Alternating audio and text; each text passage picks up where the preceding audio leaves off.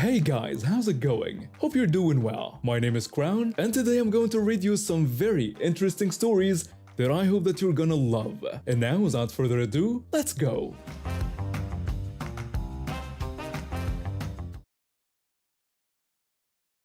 I used to be a professional mixed martial arts fighter. Yeah, you heard that right.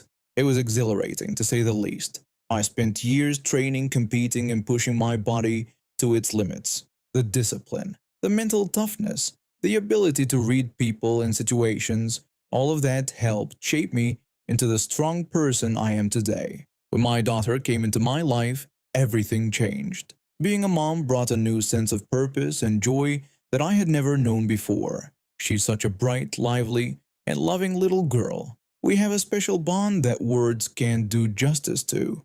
Over time, we've faced our fair share of challenges. My daughter is autistic, which has presented its own unique set of hurdles for us. But let me tell you, this girl is a superhero in her own right. She has a way of looking at the world that is truly magical. Simple things like riding her bike at the park can make her day absolutely perfect. My encounter with the menace called Karen begins with us arriving at the park one day with my daughter just being overjoyed. She was giggling and hopping around like a little bunny. I got her bike out and she hopped on, pedaling away with joy. Watching her happiness always filled my heart with warmth. After a while, I noticed a woman giving us the evil eye from a distance. I've heard stories about Karens, but I never thought I'd actually meet one. She had the haircut and everything. Short, choppy, and demanding to speak to managers everywhere she went, I'm sure. Karen and her bratty sidekick started making their way toward my daughter. I could sense trouble brewing, but I didn't want to make any assumptions. When they approached, I greeted them with a warm smile, hoping for the best. Karen approached me and told me that her little boy had been wanting to ride a bike for ages, and she thought he'd really enjoyed trying my daughter's bike.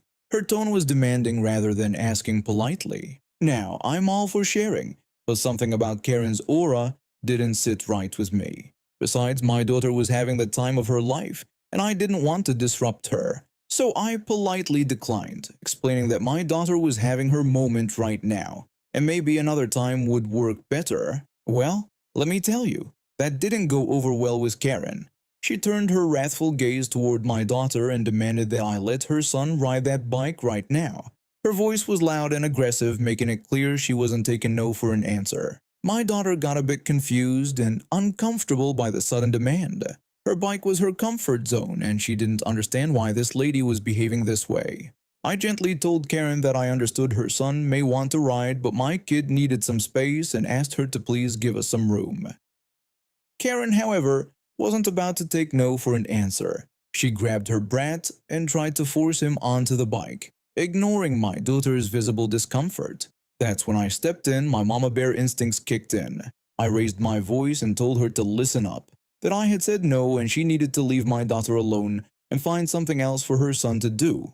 I made it clear that she wasn't going to push us around.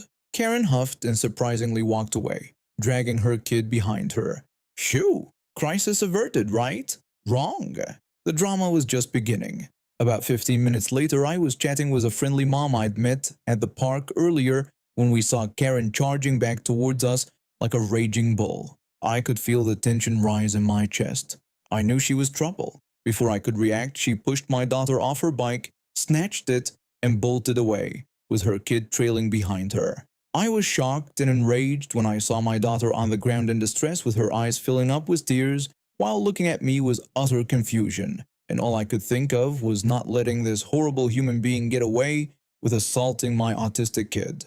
After I made sure my daughter was okay for a second, I gave her a quick hug, left her with the friendly mom from earlier, and without a second thought, I sprinted after Karen, determined to catch up to that whale of a woman and teach her a lesson or two. Now here's where my old life came in handy. Years of mixed martial arts training had given me speed, agility, and reflexes that most people don't have. Even though I'd retired from professional fighting, my body still remembered every technique. When I caught up to Karen, adrenaline pumping through my veins, I knew I had to stop her. In one swift motion, I delivered a masterful flying kick to her back. She flew forward like a sack of potatoes, crashing face first into the ground. Her brat was too busy trying to ride the bike that just fell in front of him to notice his entitled mother's fate. I could hear gasps from the bystanders. To be honest, even I surprised myself a little. It had been years since I'd used those skills, but muscle memory is a powerful thing. When Karen was moaning in pain, the police arrived on the scene. Someone must have called them. They took statements from the witnesses, and it was pretty clear who the guilty party was. Karen was soon in handcuffs, wailing and protesting. The officer approached me and asked if I wanted to press charges against the woman who had attacked my daughter and stolen her property. I took a deep breath and told him that yes, I absolutely wanted to press charges. I explained that this woman had attacked my daughter and stolen her bike, and I needed her punished for what she had done. Karen was hauled away, and her boy was taken into the care of a family member who had arrived shortly after the chaos. My little kiddo got her bike back, and I held her close, thankful that she was safe. When the crowd began to disperse, the friendly mom I had met earlier came up to me with what looked to be some admiration in her eyes. She told me I was amazing and that she had no idea I could pull off a move like that. I laughed a bit and explained that it wasn't something that came up in everyday conversation, but I used to be a fighter back in the day, and it seemed that old skills die hard. She smiled and told me that my daughter was lucky to have such a fierce and caring mom. Her words warmed my heart, and from that day on, we became fast friends.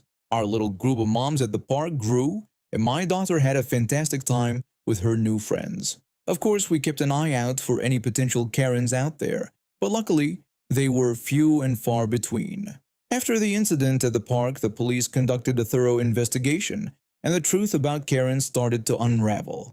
It turned out that her encounter with me and my daughter wasn't an isolated incident. This wasn't her first time offending someone's child the way she did with mine. She had a history of causing trouble in the neighborhood, and it went far beyond just being an entitled and pushy person. Numerous witnesses came forward, sharing their own experiences with Karen's aggressive behavior. There were accounts of her harassing other parents and children, causing disturbances at public places, and even instances of her getting physical with people who dared to say no to her. When the testimonies piled up, it became evident that Karen's sense of entitlement had been escalating over time, and with a mounting list of charges against her, Karen found herself in a situation she couldn't charm her way out of. The court recognized the seriousness of her offenses and her utter lack of remorse. Finally, after an intense legal battle, the verdict was delivered. Karen was found guilty on multiple charges, including assault, theft, and child abuse. The judge sentenced her to prison, among other things. Her pattern of behavior had finally caught up with her, and she would have plenty of time to think about her actions behind bars. I'm a 26-year-old and I grew up in a small town where everyone knew everyone, and my parents taught me to be respectful and kind to others. When I moved to the city for college, I kept that same attitude, even when dealing with difficult people. I guess that's part of why it took me so long to stand up to what happened next. I met my husband through a mutual friend at a coffee shop downtown. He was sitting alone sketching in a notebook, and something about his quiet concentration drew me in. We started talking about art, then books, then everything else. He was gentle, funny, and had this way of making me feel like I was the only person in the room. We dated for 2 years before he proposed, and I thought I knew everything about his family. His dad seemed nice enough, his sister was sweet, but his mom always seemed a bit distant whenever I was around. I figured she was just protective of her son. When we got engaged, I was so excited to officially become part of his family. I had these dreams about having a close relationship with his mother, maybe going shopping together or having coffee dates.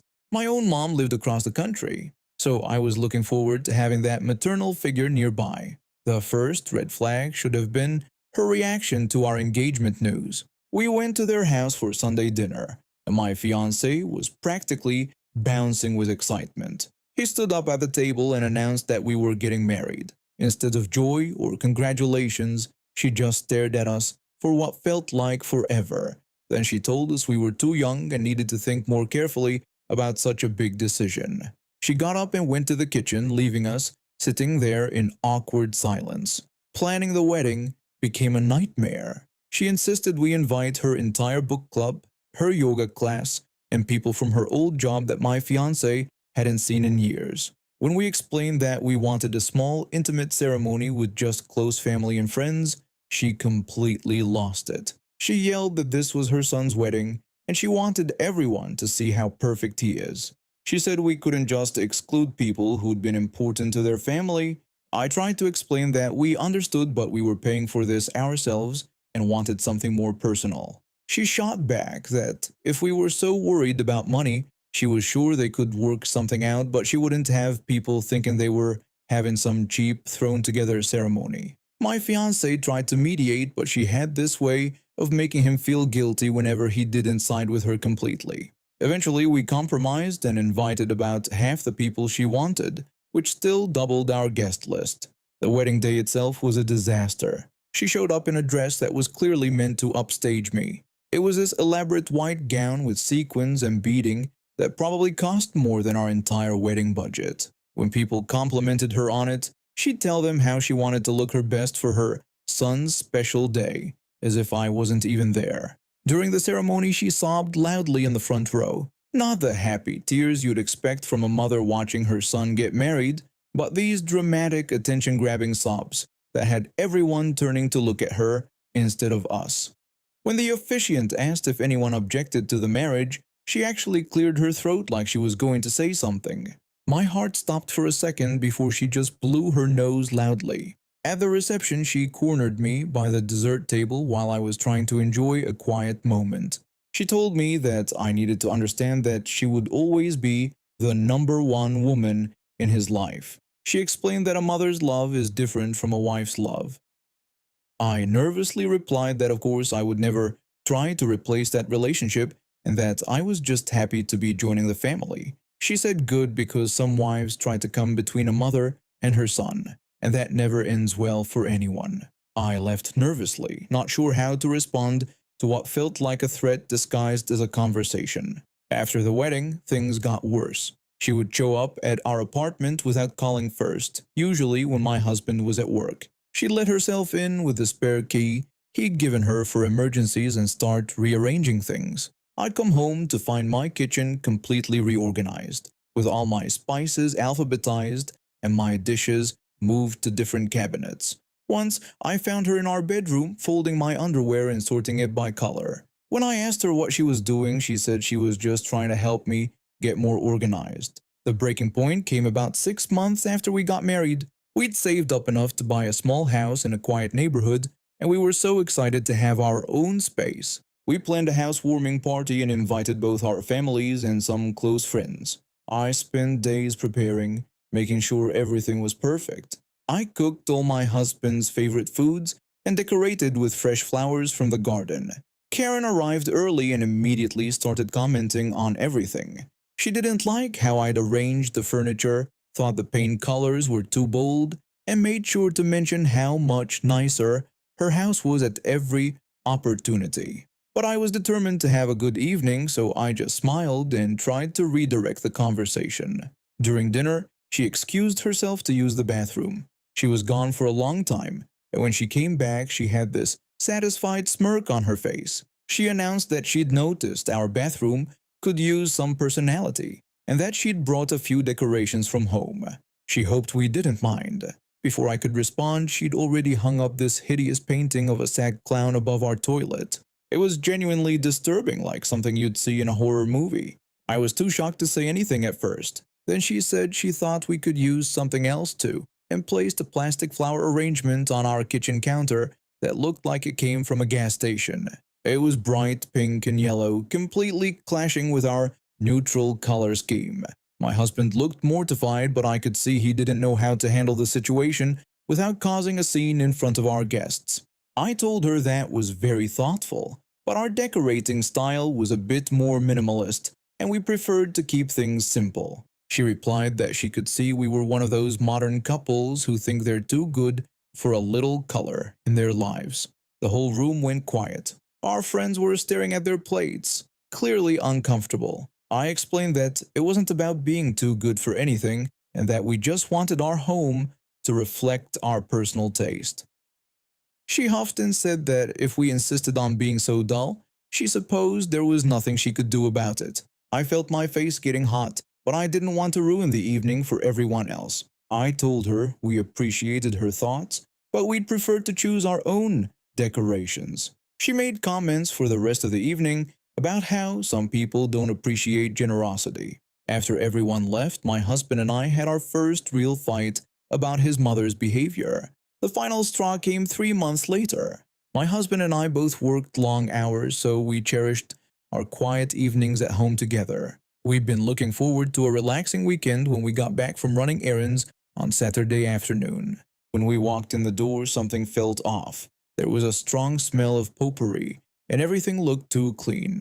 We could hear someone moving around in the kitchen, and my heart sank. We crept toward the kitchen and found Karen standing there, going through our cabinets and examining our dishes like she was conducting an inspection. I asked her what she was doing there. She cheerfully told us she'd decided to come stay with us for a while. She explained that she'd been feeling lonely lately and thought we could use some guidance from someone with more life experience. My husband looked like he was going to be sick. He told her that she couldn't just move in without asking us first. She brushed off his concerns and said not to be silly, that we'd love having her there. She mentioned that she'd already set up her things in our bedroom because it was more convenient for her there. She'd taken over our bedroom, our sanctuary, without even asking. I told her this was our home and that she couldn't just decide to live here. I explained that we needed our privacy and space. She dismissed my concerns and said not to be so dramatic. She insisted that we were still so young and inexperienced and that we needed someone to show us how to properly run a household. My husband finally found his voice and told her that we never agreed to this and that she needed to leave immediately. She said fine, but warned us not to come crying to her when our marriage falls apart without proper guidance. She gathered her things with a lot of dramatic sighing and comments about ungrateful children. My husband walked her to the door while I stood in the kitchen, shaking with anger and relief. After she left, we sat down and had the most serious conversation of our marriage. We both agreed that her behavior had crossed every possible line, and we couldn't continue to let her treat us this way. We decided to cut contact with her completely. The next day, we changed all the locks and blocked her number. We told our friends and family about our decision and asked them not to share information about us with her. It wasn't easy, especially for my husband, who struggled with guilt about cutting off his mother. But when weeks turned into months, we both realized how much lighter we felt. We could come home and actually relax. We could make decisions about our life without worrying about her opinion or interference. Our marriage got stronger because we were finally able to focus on each other instead of managing her drama. I'm an international student who moved to the US for college. It was a huge adjustment, new country, new culture, completely different way of life. I had just turned 18 and was trying to figure out everything on my own. The only family I had nearby was my cousin who lived in Dallas with his wife and their 2 kids. I hadn't seen him in years before starting college, but he was kind enough to help me get settled with things like getting a US phone number, buying bedding, and picking up school supplies. My cousin was always the helpful type, the kind of person who would go out of his way to make sure you were okay. His wife, on the other hand, was different. She seemed nice enough on the surface, but there was something about her that rubbed me the wrong way. She had this entitled attitude where she expected people to just go along with whatever she wanted without question.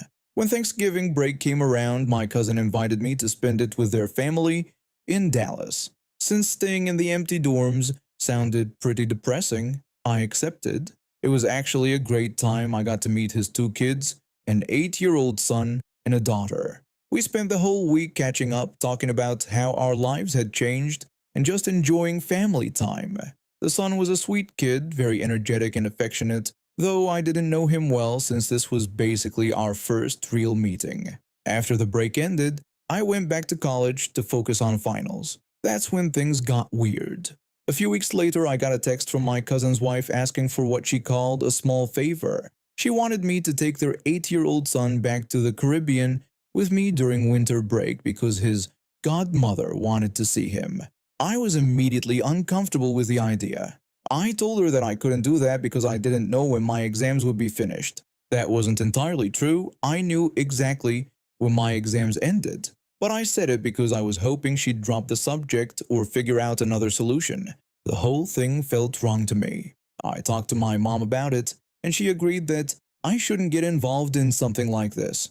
She texted back saying that it would mean so much to his godmother who hadn't seen him in years. I replied that I understood but really couldn't commit to that right now with everything going on.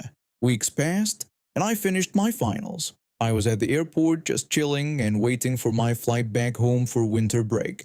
I was actually looking forward to it, a chance to relax after a stressful semester. Then my cousin called me. He asked if I was doing something for his wife, something about taking their son somewhere. I told him no and explained that I had told her I couldn't do it. I said I had explained that I didn't know when my exams would be finished and that I wasn't comfortable with the arrangement. He thanked me and said he appreciated me being honest about it. I hung up feeling relieved that he understood. I thought maybe his wife had finally accepted my decision and moved on. When I was walking to my gate, I saw her. My cousin's wife was standing there with their son, who was holding a suitcase and a carry-on bag. My cousin was nowhere to be seen. My heart started racing when I realized what was happening. I asked her what she was doing there. She acted like she was so glad she found me and said she had brought him like we discussed. She claimed his godmother was so excited to see him. I told her we never discussed anything and that I had said no. She launched into this whole sob story about how the godmother had been waiting to see him and how disappointed she would be if he didn't come. The kid was just standing there looking confused. And then he came over and hugged my leg. The little boy asked if we were going on a plane together. My heart broke a little because he was so innocent in all of this, but I knew I had to stay firm. Karen pointed out that he was already excited and mentioned that the ticket was already bought, so I might as well take him. I told her no. I said that if she wanted to do this, she should have planned a family trip together. I made it clear that she couldn't just dump her kid on me at the airport. She complained that she had already spent the money on the ticket and that it was too late to change plans now. She had bought a ticket for her son without confirming with me first, then showed up at the airport expecting me to just go along with it. I was 18 years old, barely knew this child, and she wanted me to take him to another country without any proper planning or documentation. I told her again that I said no and that I wasn't taking him. I said this was crazy. She accused me of being selfish and claimed it was just a simple favor for family. I shot back that family doesn't ambush each other at airports. I said if this was so important, she should have planned it properly with her husband. The boarding announcements were starting and I knew I had to make a decision. Part of me felt bad for the kid, but I knew taking him would be wrong on so many levels. I didn't know his godmother had no idea what the custody situation was, and taking a minor across international borders without proper arrangements could have gotten me in serious trouble. I apologized but said I wasn't doing this. I told her she needed to take him home. She kept arguing about the ticket being already bought and how I couldn't just waste money like that. I told her that wasn't my problem and that she should have confirmed with me before buying anything. I walked away and got on my flight. I could hear her still arguing behind me, but I didn't look back. My hands were shaking when I found my seat, but I knew I had made the right choice. When I got home, I told my family what happened. They were all proud of me for standing my ground. Turns out they had never liked her either and thought she was manipulative. My mom was especially relieved that I hadn't gotten involved in what could have been a legal nightmare. The real kicker came later. During the pandemic, my cousin and his wife got divorced. According to my cousin, she had been going behind his back on a lot of things, including this airport incident. He had no idea she had planned to send their son with me until he called me that day. She had been making arrangements and spending money without discussing it with him first. And now we have reached the end of today's stories. Thank you for watching, and see you next time.